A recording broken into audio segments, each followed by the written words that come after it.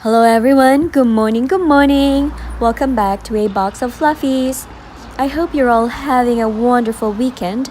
The sun is so glorious outside that I spent half the day just basking in its warmth. I went back to the comforts of my home, relaxed and refreshed. And of course, nothing beats coming back to a clutter-free, clean, and organized home. Today, I'll be sharing with you my 3 top secrets in achieving and maintaining such calming atmosphere. But before we begin, let me put a little disclaimer out there that I am in no way expert on this field, okay? These are all based from my personal taste and journey. I haven't read any book nor consulted with anyone. Now that that's out of the way, let us begin. The first secret is to have less or to own less. Sadly, no one can teach us exactly how to do that. There might be some self help books out there to guide us or friends to motivate us, but it's a personal process in the end. We live in an age right now when what we have, or how many we own, or how much we can afford as consumers seem to sadly define our social status. There are 2 types of consumers for me: those ones who find solace and happiness being surrounded by material things, and those who feel just as happy and peaceful with owning less.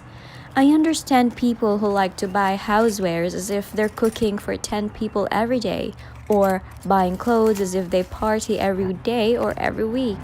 I get that because at one point I was like that. But to have less or to own less, it's quite hard, and this is going to be more challenging, especially for people with inclinations to hoard. So, when I feel like I have exceeded the rough limit of items we kept in the house, I would regularly purge and check fortnightly for things that we can't donate to secondhand shops like Salvation Army, for instance, and only keep the ones we absolutely need and love. Goodness gracious, interestingly, the principle is quite applicable to people also. And the best thing about having less is there's less clutter and less to organize, therefore, less time to waste and more time for other important things. Don't you agree?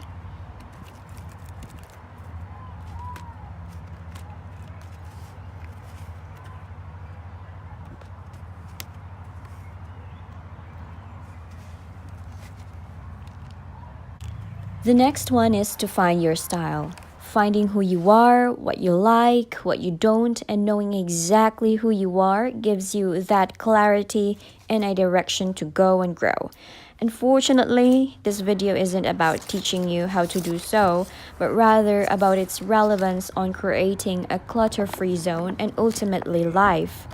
Gosh, that sounded so deep. Never mind, just please find your style. Find what you like and stick to it because knowing what you like narrows the options you can bring home.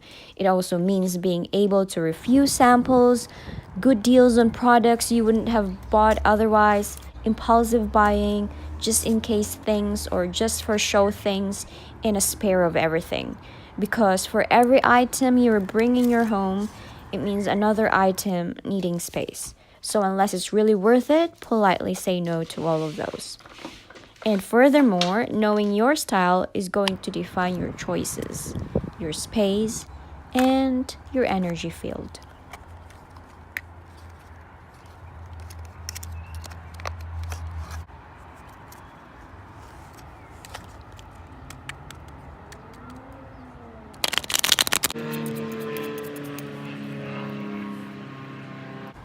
Okay, so the third and last secret to a clutter free and organized home is a practical and pretty storage option, like drawers and baskets. I love to combine practicality with aesthetic taste to it.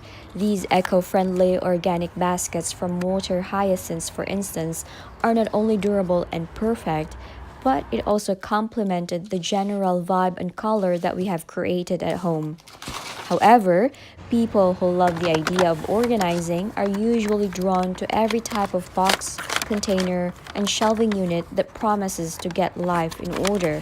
Yet, those very items, especially if bought without forethought or in large quantities, can create even more disorganization and clutter. That's why it's important to know what you like, that's secret number 2, and try to make use of what you already have. I know I don't like clutter, and single plastic containers seem like clutter to me because then I have to find storage for those storage containers.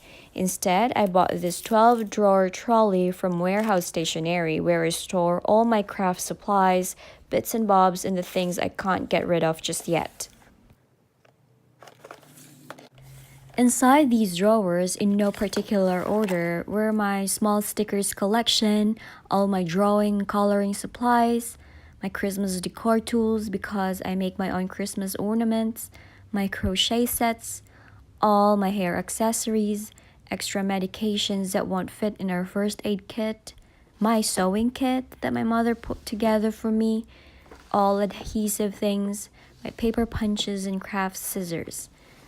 These are already a little overwhelming, to be honest, but I can't banish every miscellaneous item in my home, so I made sure to confine them in one allocated place so that each time they're taken out, they always go back to the same spot. In summary, these are my well-kept secrets that are not so secret anymore in achieving and maintaining a calming and clutter-free atmosphere at home. 1.